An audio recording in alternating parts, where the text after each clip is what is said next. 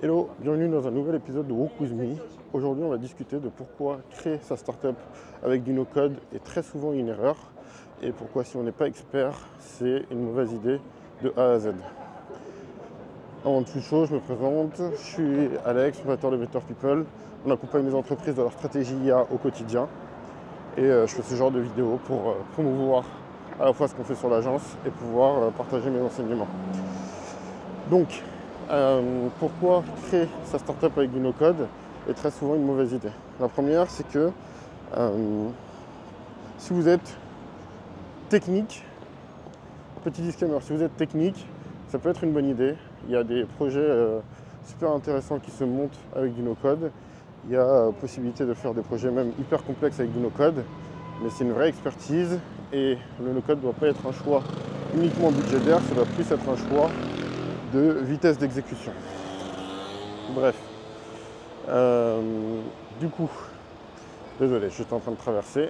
Donc, à part ça, pourquoi c'est une mauvaise idée? C'est parce que plusieurs sujets. La plupart du temps, pourquoi les gens choisissent le no-code?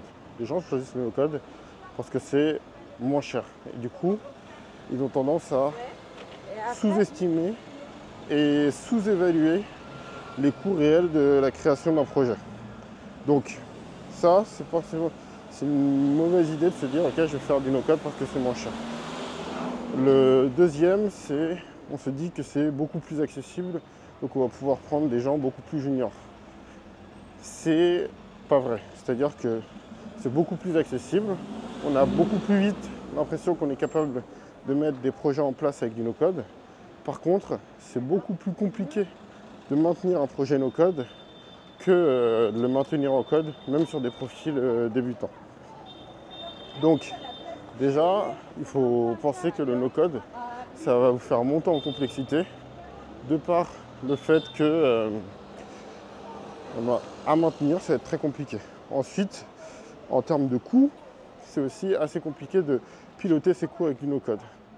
Et le dernier point, c'est que si vous n'êtes pas technique, le premier truc que vous devez faire pour votre boîte, c'est pas de créer un produit, c'est de créer de l'engouement et de l'attraction autour de votre produit.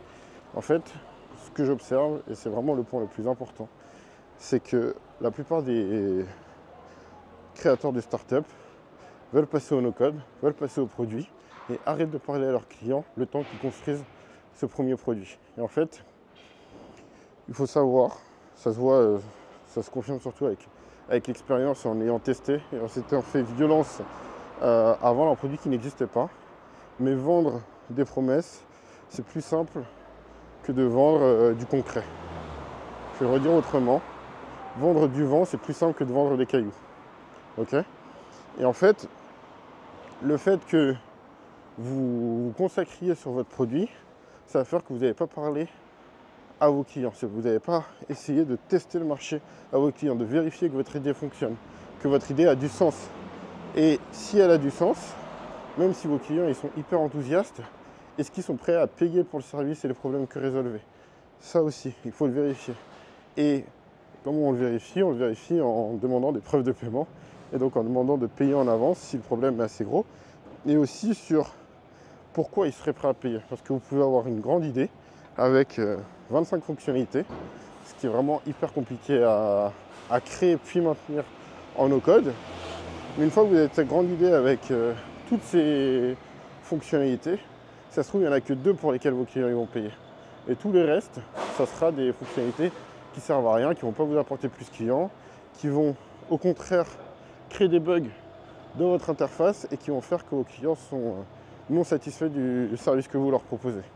Et en fait, tout ça fait qu'il faut vraiment valider son idée d'un point de vue business. Et si vous êtes business, ou même si vous n'êtes pas tech, même si vous êtes tech d'ailleurs, mais surtout si vous n'êtes pas tech, le meilleur truc que vous puissiez faire pour lancer votre projet, ça va être d'essayer de le vendre, d'essayer de trouver des clients, d'essayer de trouver des investisseurs, d'essayer de trouver du budget, de trouver des gens qui se raccrochent à votre vision, qui se raccrochent à la promesse que vous faites et qui vont vous aider justement à financer cette mise en place de preuves de concept, qui vont vous aider à financer la recherche de développeurs ou de no-code développeurs et de pouvoir créer derrière cette fonctionnalité, ce premier projet et ces premières briques avec pile les bonnes fonctionnalités pour lesquelles les personnes sont prêtes à payer et surtout de pouvoir réduire cette complexité.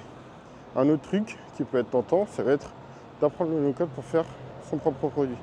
Mais si vous passez 1 an et demi à apprendre le no-code pour faire votre projet, ok, que derrière les 1 an et demi, vous avez un produit, vous avez passé 1 an et demi à ne pas comprendre vos utilisateurs. Donc la solution que vous allez faire, qui va vous prendre 6 mois, elle va pas être adaptée à votre marché. Vous avez passé 2 ans, vous n'avez rien appris.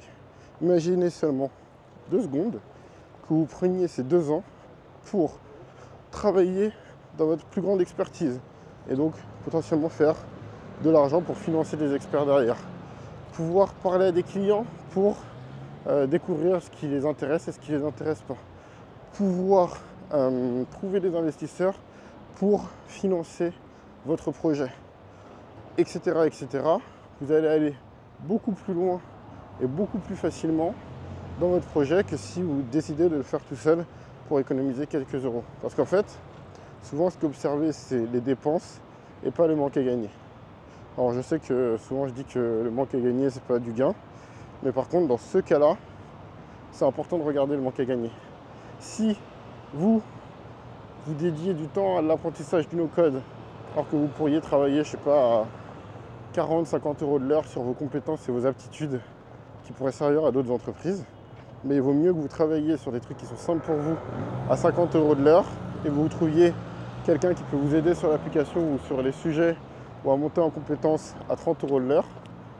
Vous avez un arbitrage à faire. Et en fait, vous allez pouvoir aller plus loin, plus efficacement et surtout d'avoir du recul et une expérience.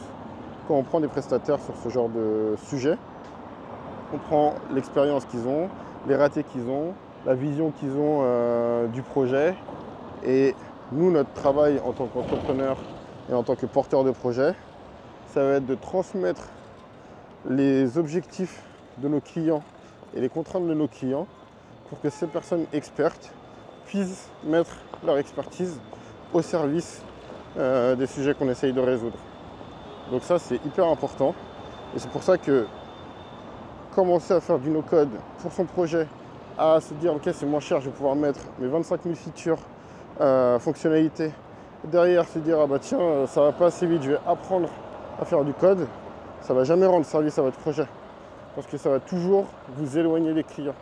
Et en fait, s'il y a quelque chose qui est important depuis la nuit des temps, c'est que dans les affaires, il faut parler à son client, comprendre son client, apporter des solutions à son client.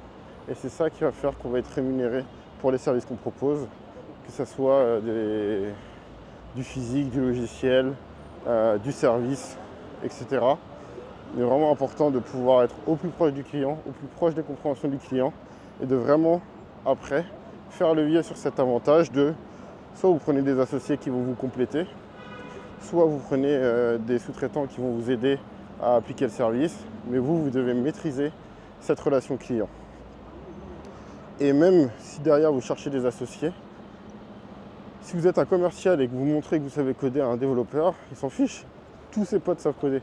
Alors pour lui, c'est ce qu'il a appris à l'école, super. Vous êtes plus mauvais que tous ses potes. Par contre, si vous êtes un business et que vous arrivez à montrer que vous avez réussi à vendre, embarquer des gens dans votre projet sans avoir de produit, ben là vous serez quelqu'un d'exceptionnel à ses yeux vu que ses potes sont des développeurs et donc la plupart du temps ne savent pas vendre.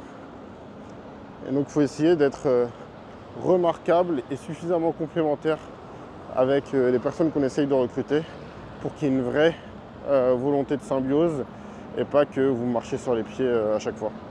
C'est tout pour cet épisode. N'hésitez pas à le partager aux personnes que vous pensez que ça peut intéresser et je vous dis à la prochaine. Salut!